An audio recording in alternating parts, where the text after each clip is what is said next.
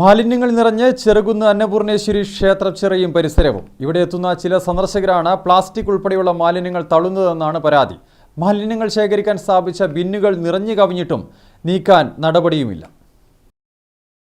Cherukunnu Annapurneshwari ക്ഷേത്രച്ചിറയിലെത്തുന്നവർ plastic മാലിന്യങ്ങളും ഭക്ഷണാവശിഷ്ടങ്ങളുമെല്ലാം പരിസരത്ത് വലിച്ചെറിയുകയാണ്. മാലിന്യം ശേഖരിക്കാൻ സ്ഥാപിച്ച ബിന്നുകൾ നിറഞ്ഞു കവിഞ്ഞ അവസ്ഥയാണ്.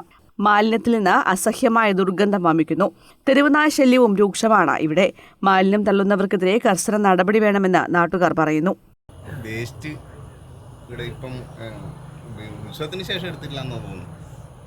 ഇതുവരെ അത് നായെല്ലാം കടിച്ചു വലിച്ച് എല്ലാം താഴത്ത് നാറുന്നുണ്ടാണ്.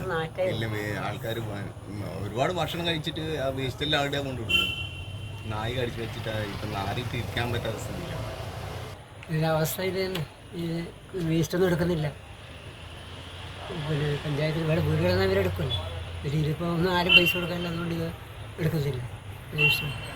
മാലിന്യം നീക്കം ചെയ്യാൻ കർശന നടപടി വേണമെന്നും മാലിന്യം തള്ളുന്നവരെ കണ്ടെത്താൻ CCTV ക്യാമറകൾ ഉൾപ്പെടെ സ്ഥാപിക്കണമെന്നുമാണ് നാട്ടുകാരുടെ ആവശ്യം.